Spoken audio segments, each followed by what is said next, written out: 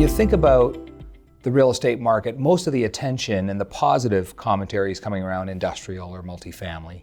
But when you look back at 2022's returns, in fact, the retail-focused REITs were the best performing part of the market up here in Canada.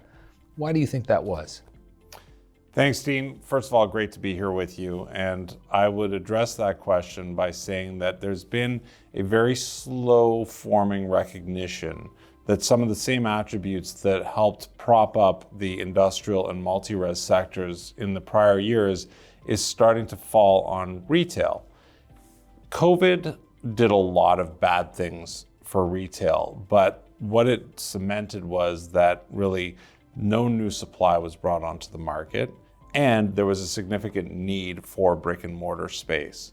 And what this has created, slowly but surely, is a supply-constrained environment. And that's obviously a tailwind for retail landlords.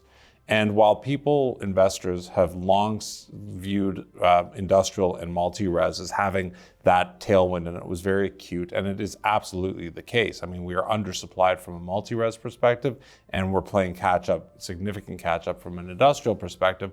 There's been this long view that I would say was supported by some negative press around retail, that there's too much retail in Canada, that there's no need for retail now in the face of e-commerce.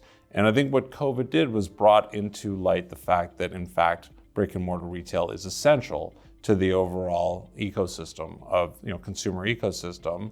And all of a sudden, there's this recognition that in Canada, along with all the immigration that's supporting this need for brick and mortar retail, that the tenant demand for retail space, particularly where RioCan owns it, which is in high demographic, highly populated urban areas or suburban areas, there's really just a lack of supply.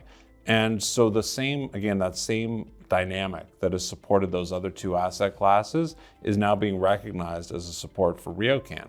As I said, it's been a slow recognition, but I think as our results start to show, there is definitely an outsized demand for a limited supply of solid open air retail space.